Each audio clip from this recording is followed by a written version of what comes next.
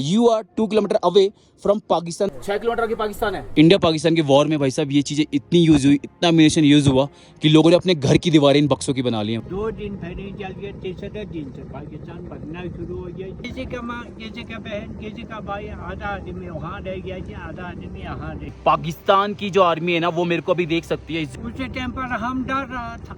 ये भाई हमारी इंडियन आर्मी का बंकर है। पाकिस्तान भागते जा रहा है, इंडिया आ रहा है, बोलकर हिंदुस्तान का फौज क्या करेगा, मारेगा, पीटेगा। तो जी हेलो नमस्ते आदाब एंड सत श्री अकाल। कैसे भाई लोग? भाई मैं बहुत बढ़िया हूँ। इस टाइम ना मैं तुर्तुक में हूँ। आपने लास्ट व्लॉग देखा होगा कि मैं तुर्तुक आया था। आज के इस व्लॉग में मैं आपको त्याक्सी दिखाने वाला हूँ भाई। 1971 के वॉर के टाइम पे इंडिया ने पाकिस्तान के 4 गाँव अपने अंडर में लिए थे, अपने कब्जे में लिए थे, जो कि 1947 के टाइम पे हमारे ही पास से। 1947 में जब इंडिया पाकिस्तान अलग अलग हुए थे उस टाइम पे पाकिस्तान ने अपनी आर्मी को इनलीगली भेज के J&K के बहुत बड़े पार्ट पे कब्जा कर लिया था। तो उसी बड़े से पार्ट का ना ये छोटा सा हिस्सा है।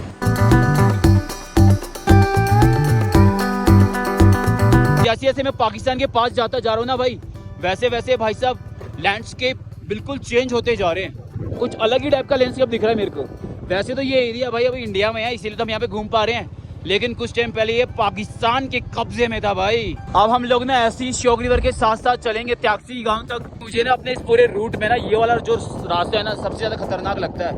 इस वाले रास्ते में ना ये नदी इतनी उफाने मार रही होती है, ऐसा लगता है कि भाई साहब रोड पे ही आ जाएगी नदी बिल्कुल।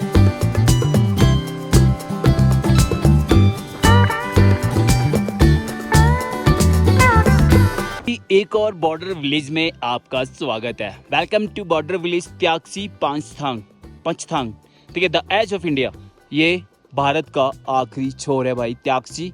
और त्याक्सी के आगे एक गांव और पड़ता है जिसको थांग बोलते हैं। थांग में जाने की हमेशा परमिशन नहीं मिलती है। अब पता नहीं हमें जाने देंगे नहीं जाने देंगे। हम लोग पहुंच गए त्याक्सी विलेज में। और ना त्याक्सी भाई साहब 2 पार्ट में डिवाइड है, एक लोअर त्याक्सी है और एक अपर त्याक्सी है। तो अभी जिस जगह पे मैं हूँ ना ये लोअर त्याक्सी है। तो भाई साहब हम ना अपने इंडिया के लास्ट पुलिस के चेक पोस्ट पे आ गए।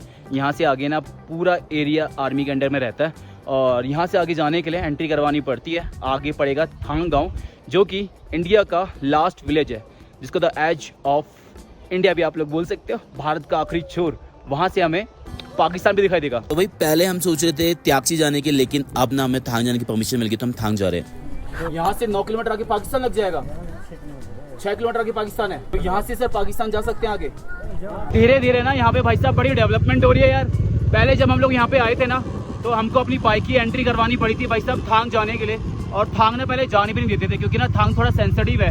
वो पाकिस्तान के सबसे नियरेस्ट विलेज है भाई, तो वहाँ ना ऐसे परमिशन नहीं मिलती थी जाने की। लेकिन इस बार ना एंट्री हुई है, ना ही कोई रोक टोक है, ना ही कोई चेक पोस्ट है। ये वाला ब्रिज क्रॉस करके हम ना थांग में घुस जाएंगे। यहाँ पे जितनी भी आर्मी लगी हुई ना वो गढ़वाल राइफल है। आपको देख के ऐसा लग रहा है कि मतलब ये इलाका पाकिस्तान में हुआ करता था। एक ऐसा इलाका जहाँ पे आने के लिए हमें पहले भाई साहब पासपोर्ट वीजा की जरूरत पड़ती, वहाँ हम भाई साहब बिना पासपोर्ट वीजा के जा रहे हैं। आधार कार्ड भी नहीं दिखाना भाई। यहाँ पे यार बहुत तेज की एकदम से हवाएं चलने लगी हैं। और इस वाले रीजन में क्या होता है, अगर तेज हवा चल रही हो ना तो रुक जाना चाहिए, क्योंकि ऐसे पहाड़े भाई इनमें से ना पत्थर गिरने लगते हैं बहुत तेजी से।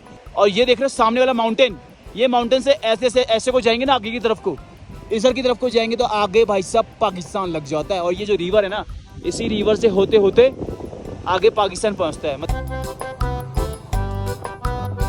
हम पाकिस्तान के बहुत ज्यादा नजदीक आ गए। हम लोग इतने नजदीक आ गए ना, पाकिस्तान की जो आर्मी है ना वो मेरे को अभी देख सकती है इस जगह पे मैं जहाँ पे खड़ा हूँ। और भाई एक अभी मैंने एक ऐसी चीज देखी ना जिसको देख के भाई साहब मेरे हाथ पैर फूल गए। You are under enemy observation. जब हम ना वैसे थांग विलेज में पहुंच गए। You are 2 kilometre away from Pakistan occupied and proudly standing at Thang, the northern most village of India. अभी जहाँ पे मैं खड़ा हूँ ना इस टाइम पे, ये हमारे आर्मी के सोल्जर्स का बंकर हुआ करता था। अभी मैं आपको दिखाता भी हूँ। अब ना मैं आपको एक ऐसी जगह पे लेके चल रहा हूँ जहाँ पे थांग विलेज में हमारी इंडियन आर्मी मतलब अपनी बंकरों में रहा करती थी। अब तो इसमें इंडियन आर्मी नहीं रहती, अब तो पीछे को चली गई है। विलेज के अंदर ना एक भी आर्मी का सोल्जर हमको देखने को नहीं मिला भाई। ये भाई हमारी इंडियन आर्मी का बंकर है, अंदर चल के देखें। अरे वाह, ये भाई हमारी इंडियन आर्मी का बंकर। और यहाँ से देखो, यहाँ से वो नज़र रखते होंगे आर्मी वाले। और यहाँ पे ऐसा कुंडी पुंडी भी है ऐसे नीचे करने के लिए। तो यहाँ से हमारी इंडियन आर्मी ऐसे अपनी बंदूकें लगा के ना डिशुम डिशुम डिशुम डिशुम करते होंगे भाई। देखिए सामने ये है पाकिस्तान भाई। सर इंडियन आर्मी नहीं होती ना तो ये जगह पे आने के लिए ना हमको वीजा लेना पड़ता। वैसे तो ये विलेज ना इंडिया का आखिरी विलेज है, लेकिन इस विलेज की भी ना आखिरी जमीन जहाँ तक हम लोग अलाउड है सिविलियन जा सकते हैं, मैं आपको वहाँ तक लेके चलूंगा। इसके आगे इंडिया है ही नहीं, इसके आगे मतलब आप जा नहीं सकते, नॉर्मल सिविलियन नहीं जा सकते, आर्मी वाले तो आगे भी बैठे हैं भाई। जिस जगह पे मैं खड़ा हूँ ना अभी ये थांग विलेज है और ये हमारे इंडिया का लास्ट विलेज है भाई। यहाँ से पाकिस्तान बिल्कुल सामने दिखता है भाई, ज़्यादा दूर नहीं है, अभी मैं आप दिखाऊंगा आपको। और यहाँ की जो कहानी स्टोरी है ना वो थोड़ी दुखद और काफ़ी इंटरेस्टिंग है। तो अगर कोई लोकल यहाँ के मिलते हैं तो उनसे आपको यहाँ की कहानी मैं उनके मुँह से ही सुनवाऊँगा, ठीक है। एक चौकी हमारी यहाँ बनी हुई है इंडियन आर्मी की, ठीक है। यहाँ पे ना एक बोर्ड लगा हुआ है जिसमें थोड़ा सा हिस्ट्री लिखा हुआ है इस गांव के बारे में। Welcome you to northernmost village of India the Thang at the Indo Pak border, you are just 2 kilometre away from Pakistan. Pak village Farnu Indian village Thang, Thang village on India side and Farnu village of Pakistan side. Before 1917 this village were twin village as they both share common relationship. मतलब ये दोनों गाँव भाई एक ही थे, दोनों में मतलब भाई चाचा ताऊ, किसी की शादी वहाँ से हो रही है और यहाँ से हो रही है, ये वाला सीन था भाई। 1971 में दोनों गांव अलग अलग हो गए ना, तो हुआ क्या, हस्बैंड यहाँ रह गया, वाइफ वहाँ रह गई, वाइफ वहाँ रह गई, हस्बैंड यहाँ रह गया, चिल्ड्रन यहाँ है, माँ बाप वहाँ है, माँ बाप वहाँ है, चिल्ड्रन यहाँ है। One can see relative working in their field even with naked eyes but can not meet each other. This is story of separation and it is true here. भाई साहब क्या ही सीन रहा होगा, मतलब कि जब सुबह सुबह इन लोगों की आंखें खुली होंगी ना थांग विलेज वालों की, जब इंडियन आर्मी यहाँ पे पहुंची तो जिसको जो मिला, जो लेके भाग पाया वो वैसे भागा, कोई सोया रह गया तो वो सोया रह गया, जो भाग गया वो भाग गया, माँ बाप भागे, बच्चे रह गए, बच्चे भाग गए, माँ बाप रह गए, जिसका जो हाथ में आया ना भाई वो लेके भागा।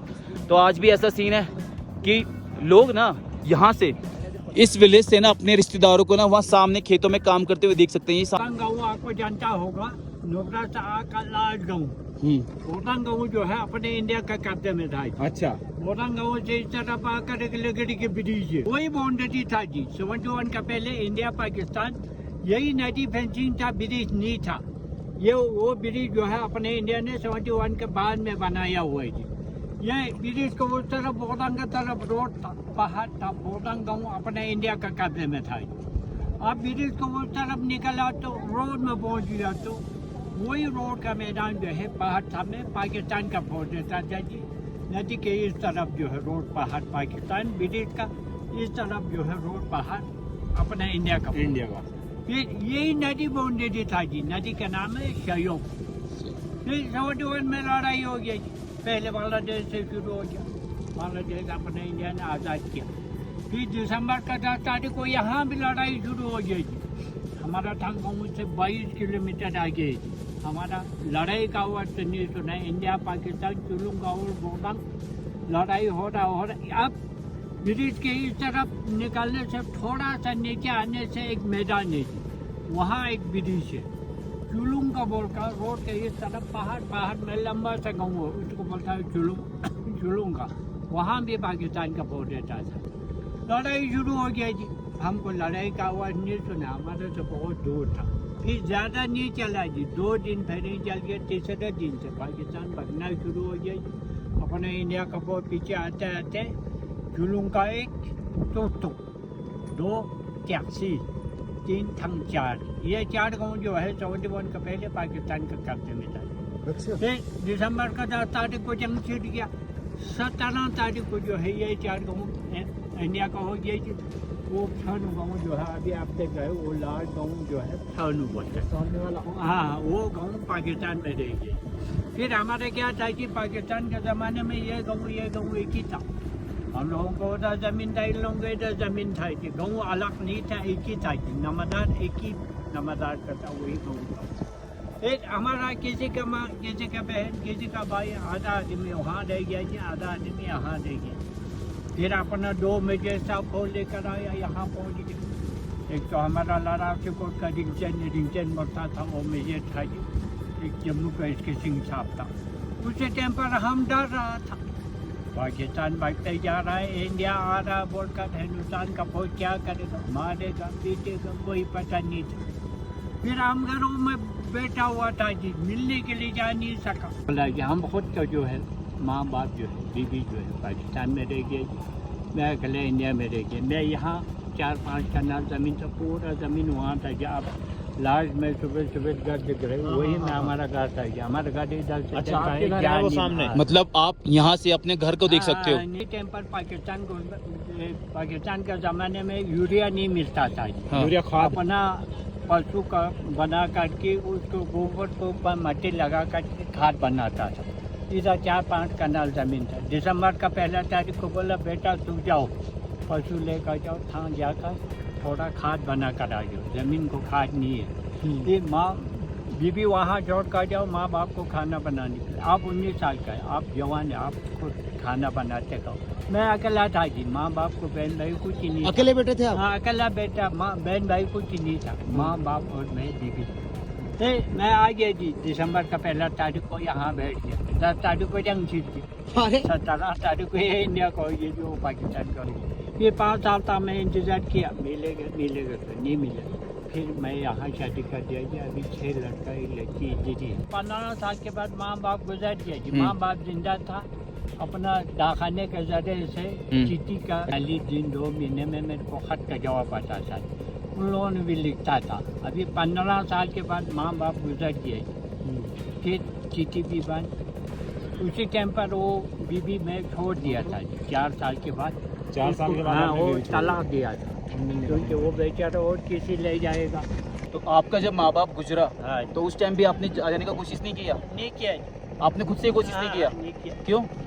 किस ले जाना, माँ बाप तो गुजर गया, बीबी छोड़ दे, किससे मिलने के लिए? तो यहाँ उनको- से हाँ। जाएगा तो भी यहाँ से पंजाब से वाघा सरहद से घूम करके यहाँ आ जाओ, फिर वहाँ से यहाँ घूम कर 2-3 लाख खर्चा आता है। 3 लाख चाहिए होते हैं। इतना खर्चा कहाँ से? तो भाई आपने सुना होगा अंकल की पूरी स्टोरी। भाई साहब, मैं ना लास्ट टाइम भी यहाँ पे आया था, अंकल से मिला था जब मैंने पहली बार सुनी थी ना अंकल की स्टोरी।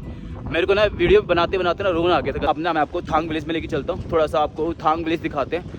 थांग विलेज दिखता कैसा है, यही है सामने भाई साहब थांग विलेज। कुछ ही घर है, लेकिन ना यहाँ पे जब 1971 में वॉर हुआ था ना, उस टाइम पे यहाँ के लोग इस जगह को छोड़ के ना पीछे की तरफ को चले गए थे। मतलब नया थांग बन गया था नीचे की तरफ को, जिसको लोअर थांग बोलते हैं। लेकिन जैसे अब ना यहाँ पे टूरिज्म आ गया है, टूरिज्म बहुत ज़्यादा यहाँ पे आ गया है, तो उस वजह से अब लोग दोबारा से यहाँ पे आने लग गए। कि जब 1971 में वॉर हुआ था ना, इस गाँव के लोगों ने अपने अपने घरों के अंदर ना बंकर बनाए थे, ताकि अगर दोबारा से लड़ाई वड़ाई होती है तो बंकर में घुस जाए। घरों की हालत क्या हो गई यहाँ पे, पूरा घर ना जर्जर हो गया, पूरा टूट गया, क्योंकि लोग ये घर छोड़ के नीचे को चले गए या अपने नए घर बना लिए हैं।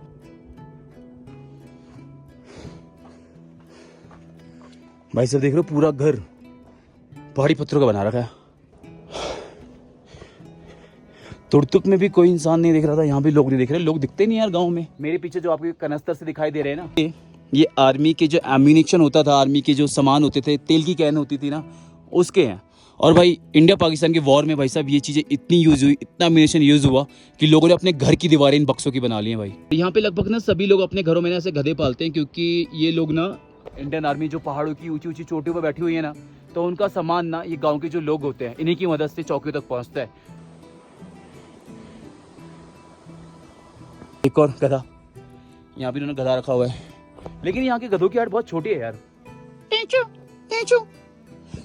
सारे घर पुराने घर ना इनके ऐसे जर्जर हो गए हैं। चलो वो देखोगे क्या घर अंदर से दिखाऊं आपको। यहाँ पे इन्होंने इनका पुराना टाइप का घर बना हुआ है, देख रहे हो।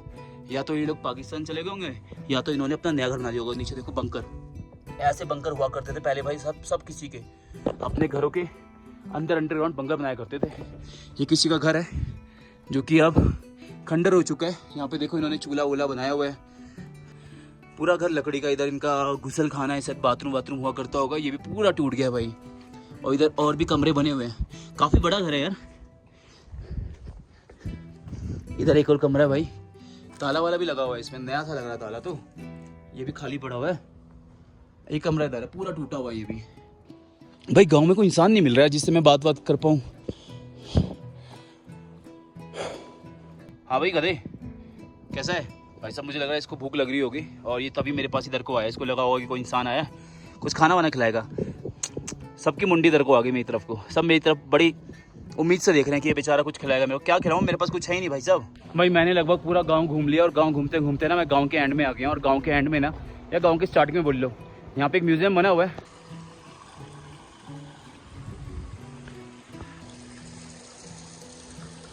मेरे को तो म्यूजिक में कोई नहीं मिला, और मैंने आपको ब्लॉग की स्टार्टिंग में बताया था ना कि एक बंदे थे जिनकी पूरी फैमिली पाकिस्तान चले गई थी, तो उनको इंडियन आर्मी ने पाला, जो अपने आप को सन ऑफ इंडियन आर्मी बोलते हैं। तो ये उनका घर है जिसको उन्होंने अभी म्यूजियम में कन्वर्ट कर दिया है।